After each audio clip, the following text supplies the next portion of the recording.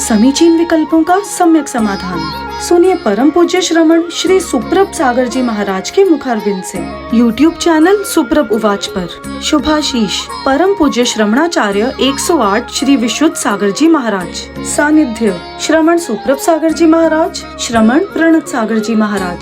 पुणे आर्जक श्री रविंद्र जयश्री, कुमारी परिणा गहाणकर अमरावती, 100 मोक्षता राजस done Gavkar Aurangabad. ओम नमः सदेव्या। नमो नमः सतुहितं कराय वीराय भव्याम्बुजभास्कराय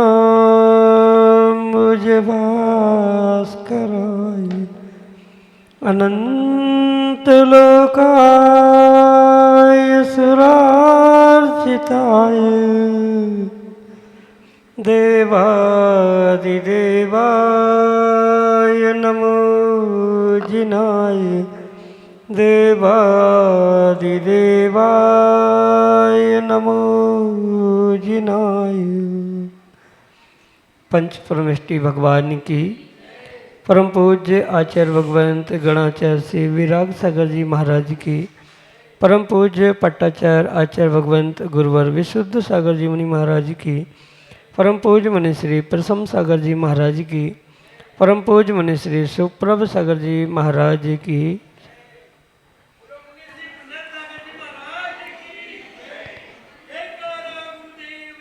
समीचीन विकल्प सम्यक समाधान। संसारी जीवों के मन में अनेक विकल्प प्रति समय प्रतिपल उठते रहते हैं। उनका वह समाधान भी खोजने का पुरुषार्थ करता है, लेकिन जब पुण्य का उदय होता है तो हमारा मन का विकल्प समीचीनता को प्राप्त होता है और उसका सम्यक रूप से समाधान किसी निर्ग्रंथ द्वारा हमें प्राप्त हो जाता है। परम पूज्य आचार्य भगवंत गुरुवर विशुद्ध सागर जी महाराज के मंगल सुभाषित से, उन्हीं के सहयोग से परम पूज्य मुनि से सुप्रभ सागर जी महाराज द्वारा आत्मकल्याण की अनूठी विधा समीचीन विकल्पों का सम्यक समाधान आपको प्रतिदिन प्राप्त होता है। तो आप भी पुरुषार्थ करें और अपना समीचीन विकल्प भेजते हुए परम पूज्य मुनि से उसका सम्यक समाधान प्राप्त करें। प्रारंभ करते हैं आज का सम्यक समाधान। और आज के पहले विकल्प के लिए सागर मध्य प्रदेश से श्रीमती आरती जैन महर्षि के चरणों में बारंबार नमोस्तु निवेदित करते हुए अपना समीचीन प्रश्न रख रहे हैं कि महाराज जी, जीवन में जब जब सोचते हैं कि ये मिल जाएगा तो सब ठीक हो जाएगा, पर उसके मिलने के बाद भी नई की चाह लग जाती है तो संतोष मिल ही नहीं रहा है, तो ऐसा क्यों होता है? हमारे समीचीन विकल्प का सम्यक समाधान करने की अनुकंपा करें। नमोस्तु महाराज जी, नमोस्तु। ओम नमः सिद्धम। परम पूज्य आचार्य भगवान गुरुवर विशुद्ध सागर जी महाराज की, परम पूज्य श्रमण मुनि प्रसम सागर जी महाराज की जय। परम पूज्य मुनि श्री सुप्रभ सागर जी महाराज की। जो प्राप्त है उसे जीव पर्याप्त ना मानते हुए कहीं न कहीं मोह के वशीभूत होते हुए पुनः पुनः और की खोज करता।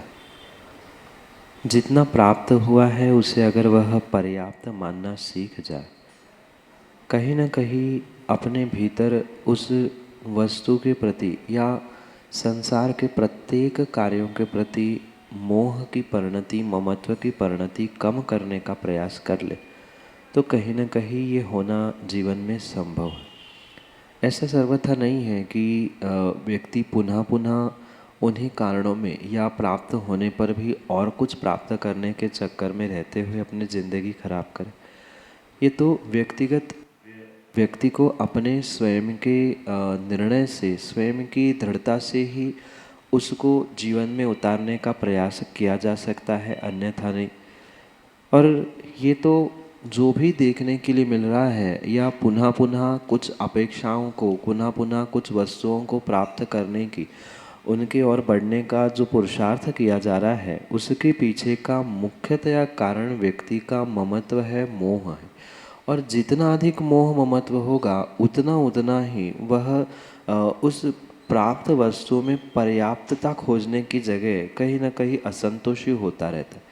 और साथ में ये बात भी है कि व्यक्ति अपने सुख दुखों से कम दुखी है, अपने वस्तुओं को, अपने प्राप्त वस्तुओं को देखकर उसे कम खुशियाँ होती है, जबकि दूसरों की प्राप्त वस्तुओं को देखकर वह अधिक दुखी है। कहने का आशय ये है कि कहीं ना कहीं दूसरों के साथ बराबरी करना, ईर्ष्या, स्पर्धा के जो भाव उस मोह के वशीभूत होकर जीव प्राप्त कर रहा है, उसी कारण से मिलने पर भी और की गुंजाइश करते हुए वह जीवन में सुखी नहीं हो पा रहा है। उससे बचने के लिए व्यक्ति को अपने प्रत्येक स्थान कार्य में कुछ हद तक मोह को, ममत्व को, राग द्वेष, ईर्ष्या, स्पर्धा आदि सबको कम करने का प्रयास करना होगा। जितना कम करेगा उतना ही जीवन में संतोष और सुख को प्राप्त कर पाएगा।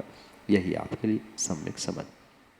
अमरावती महाराष्ट्र से राजेंद्र शाह महाराज जी के चरणों में बारंबार नमस्ते निवेदित करते हुए अपना समीचीन प्रश्न रख रहे हैं कि महाराज जी, घर के स्वाध्याय कक्ष में अप्रतिष्ठित यंत्र रख सकते हैं क्या? हमारे समीचीन विकल्प का सम्यक समाधान करने की कृपा करें। नमोस्तु महाराज जी, नमोस्तु। जब घर में आप यंत्र रख ही रहे हो तो उसे प्रतिष्ठित करने से उससे मिलने वाली वरगणाएँ, उससे उसके पूजन अर्चन या दर्शन आदि से करने वाला विशेष पुण्य उसे क्यों व्यर्थ में छोड़ रहे हैं, ये आप स्वयं विचार करें। क्योंकि चाहे प्रतिष्ठित हो चाहे अप्रतिष्ठित हो, उनको तो मात्र सम्मानपूर्वक रखना उतनी ही उनकी विनय है। यहाँ आवश्यकता नहीं है कि प्रतिदिन उसका किसी प्रकार से आप अभिषेक करें, पूजन पाठ करें, सामान्य रूप से उसका दर्शन करते हुए अर्घ्य चढ़ा ले, और वो भी संभव नहीं है तो भी वह प्रतिष्ठित यंत्र घर में विराजमान है तो उसमें कोई दोष नहीं होता।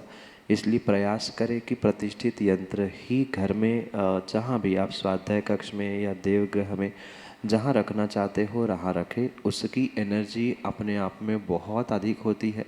उससे उसके दर्शन करने से, पूजन आदि करने से भी बहुत सारे कर्मों की निर्जरा और पुण्य प्राप्ति की संभावना है। जब रखना ही है तो प्रतिष्ठित रखने में कोई दोष नहीं है। और माना कि अप्रतिष्ठित रूप से भी रखा है तो वो भी कहीं ना कहीं निमित्त बनेगा, उसमें भी दोष नहीं है। पर प्रतिष्ठित रख ही रहे तो प्रतिष्ठित रखो, वह बहुत सारे आपके कार्यों को सिद्ध करने वाला भी हो सकता है। यही आपके लिए सम्यक समझ।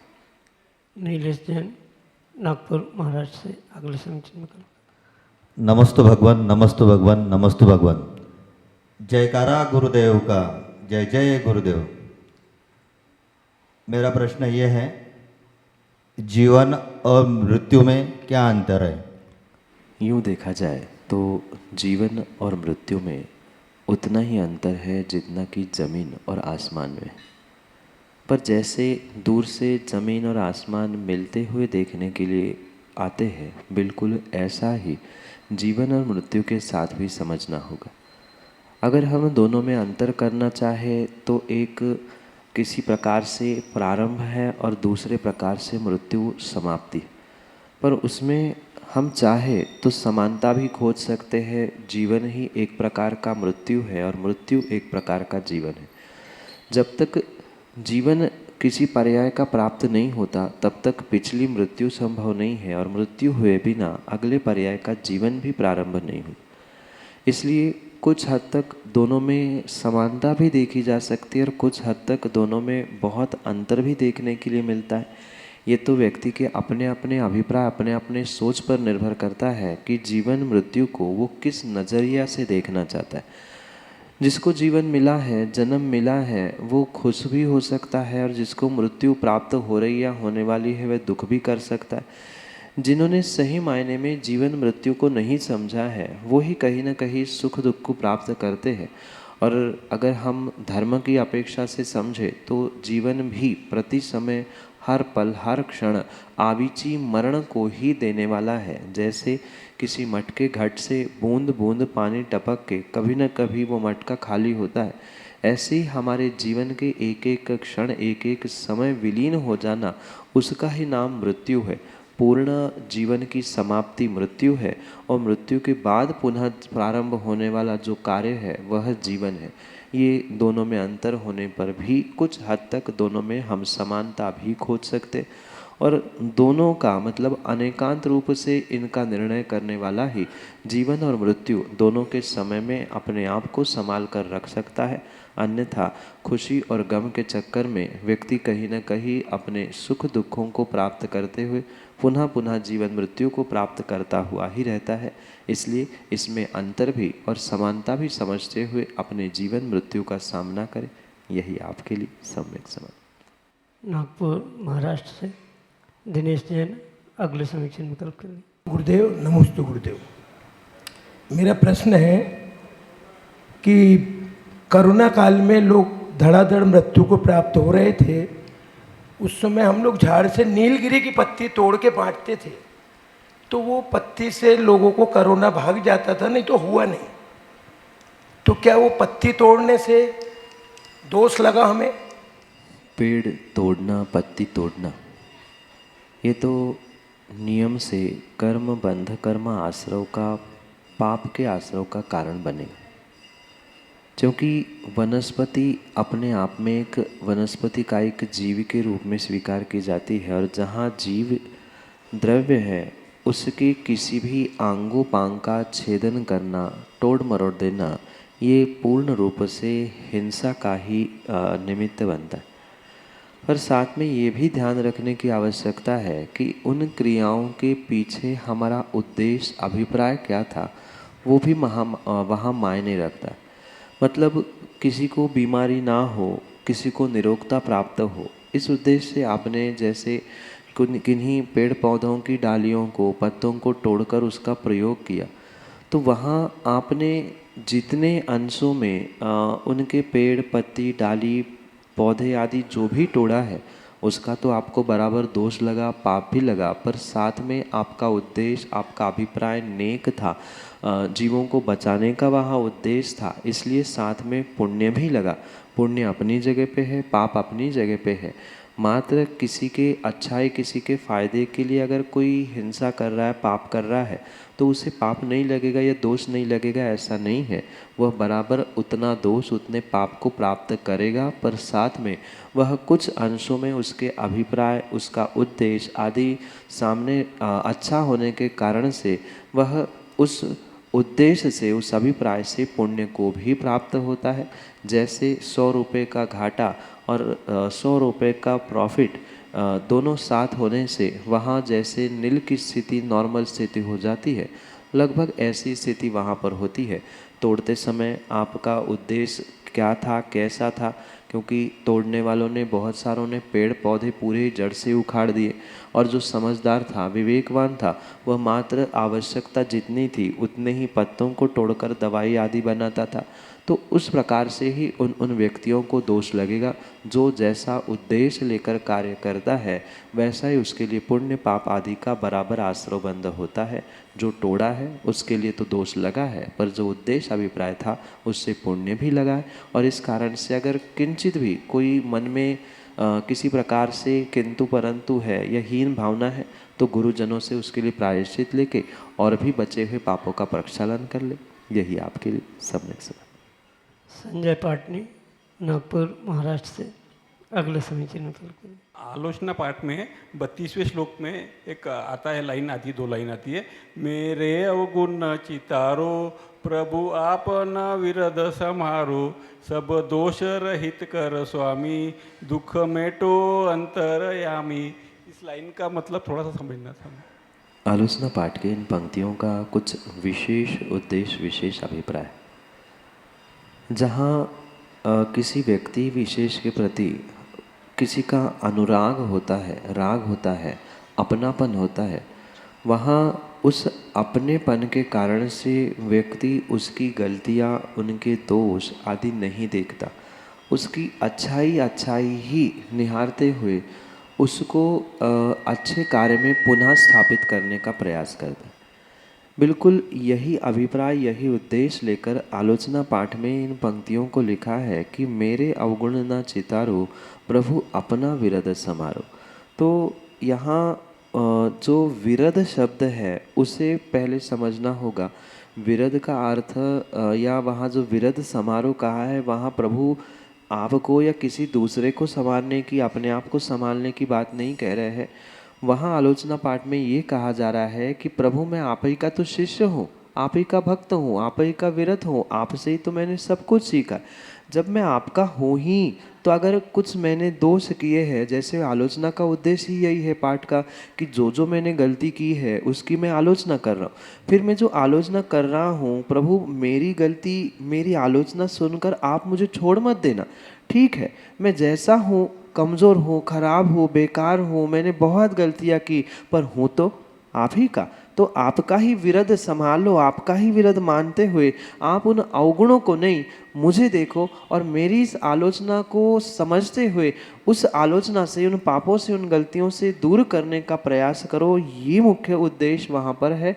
तो विरध का शब्द यही है कि मैं आपका ही, आपका भक्त हूँ, आपका शिष्य हूँ, आपका ही हूँ। जब आपका हूँ ही तो अपनों की गलतियाँ नहीं देखी जाती। ऐसे ही प्रभु आप मेरे अवगुण मत चितारो, मतलब मत देखो, मत जानो। मैं तो आलोचना कर ही रहा हूँ, करता रहूँगा, पर आलोचना करने से मेरी शुद्धि हो जाएगी। पर मेरी सभी आलोचना, सभी गलतियों को देखकर, मेरी इन पापों को देखकर मुझे आप छोड़ मत देना। मैं आप ही का हूँ, जैसा भी हूँ आप ही मुझे संभाल लेना। यही उद्देश्य उन पंक्तियों में लिखा है जो कि आपके लिए सम्यक समाधान से। माया जैन, नागपुर महाराष्ट्र से अगले समीचीन कर। महाराज जी, मेरी शंका यह है कि विपरीत परिस्थितियों में अपने आप को कैसे संभालें। माँ, जीवन में विपरीत परिस्थितियाँ जब तक नहीं आती तब तक सही मायने में अनुकूल परिस्थितियों का भी मज़ा व्यक्ति ले नहीं पाता। और इसलिए ये ध्यान रखें कि मात्र विपरीत विपरीत और विपरीतता मानते हुए हम जीवन जीना छोड़ दे या उन विपरीत परिस्थितियों से बाहर निकलना छोड़ दे, ये किसी प्रकार से उचित नहीं है।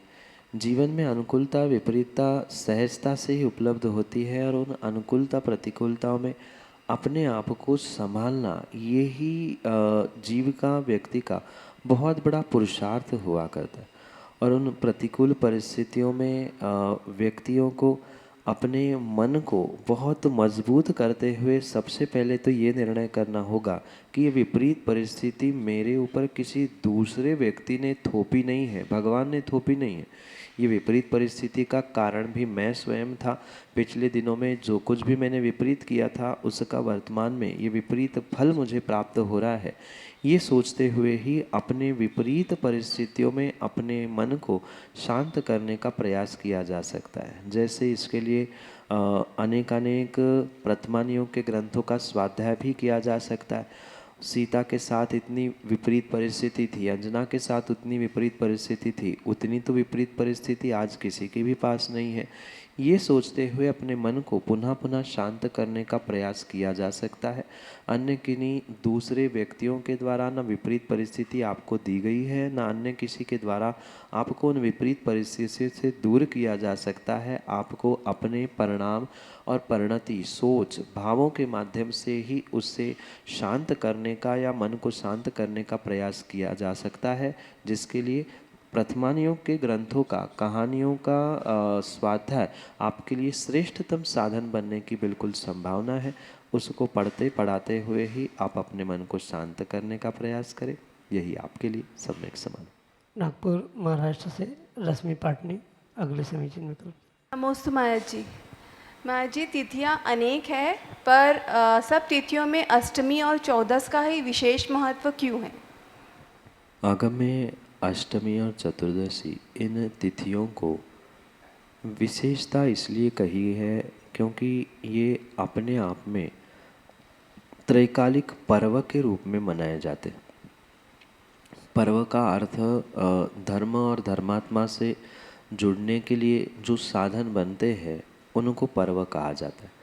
जैसे पर्युषण पर्व है, ऐसे ही शाश्वत रूप से काल कोई भी क्यों ना हो, पर अष्टमी और चतुर्दशी, इन दोनों तिथियों को पर्व कहा जाता है। इसके पीछे तर्क देते हुए आचार्य भगवंत कहते हैं कि ये जो कुछ भी अष्टमी चतुर्दशी तिथियां हैं, इन दिनों में जीव के कुछ विशेष भाव होते हैं, या इन दिनों में जीवों के भावों में कुछ विशेष बदलाव देखने के लिए मिलता है। इतना ही नहीं, जो भी बहुत बड़ी बड़ी आपदाएं विपदाएं आती है वो भी लगभग अष्टमी चतुर्दशी के आसपास ही देखने के लिए मिलती है। और इसी कारण से इन आपदाओं विपदाओं से विपरीतताओं से बचने के लिए कुछ विशेष करना, ये अष्टमी चतुर्दशी पर्व के निमित्त से कहा जाता है। जैसे देखा जाता है कि अष्टमी चतुर्दशी को उपवास, पुरुषोद उपवास, एकासन, रस त्याग आदि आदि बहुत सारे कार्य किए जाते हैं। विशेष पूजा, अनुष्ठान, व्रत, जाप, ये सब कुछ उन्हीं दिनों में इसलिए किया जाता है कि इन्हीं दिनों में जीवों के भाव भी कुछ निमित्त नैमित्तिक संबंधों से बदलते हैं। आप भी अनुभव करना, जब जब ये दिन आते हैं अष्टमी चतुर्दशी, उसके आगे पीछे के 1-2 दिन भावों में कहीं न कहीं उथल पुथल व्यक्ति की मचती है। और जब भाव विपरीतता की ओर जाते हैं, पापों की ओर करने का पुरुषार्थ करते हैं, तब उनको पुनः खींच के लाने के लिए, धर्म में अपने आप में स्थित करने के लिए, पापों से बचाने के लिए इन विशेष दिनों में पर्व का स्वरूप देते हुए धर्म अनुष्ठानों से जोड़ने का प्रयास वहाँ पर किया जाता है। और यही मुख्य उद्देश्य है कि अन्य तिथियों से इन तिथियों की विशेष मान्यता है। पर अगर हम ज्योतिष की अपेक्षा से समझें तो ज्योतिष की अपेक्षा से अपनी प्रत्येक तिथि का अपना अपना एक महत्व है। एकम का महत्व, द्वितीया का, पर कार्य का जैसा उद्देश्य है या जिस कार्य के लिए तिथि देखी जाती है उस कार्य की अपेक्षा से तिथि का अपना अपना महत्व है। पर जैन धर्म की अपेक्षा से अष्टमी चतुर्दशी को पर्व बनाते हुए विशेष इसलिए कहा है कि इन्हीं दिनों में असंयम, पापों की और व्यक्तियों की परिणति अधिक होने की संभावना है और उससे बचाने के लिए इनको विशेष महत्व देते हुए उन्हें शाश्वत पर्व के रूप में सभी कालों में स्वीकार किया जाता है। यही आपके लिए सम्यक समाधान। समीचीन विकल्पों का सम्यक समाधान सुनिए परम पूज्य श्रमण श्री सुप्रभ सागर जी महाराज के मुखारविंद से। YouTube चैनल सुप्रभ उवाच पर शुभाशीष परम पूज्य श्रमणाचार्य 108 श्री विशुद्ध सागर जी महाराज। सानिध्य श्रमण सुप्रभ सागर जी महाराज, श्रमण प्रणत सागर जी महाराज। पुण्य आर्जक श्री रविंद्र जयश्री, कुमारी परिणा गहाणकर अमरावती, 100 मोक्षता राजस, डोन कावकर, औरंगाबाद।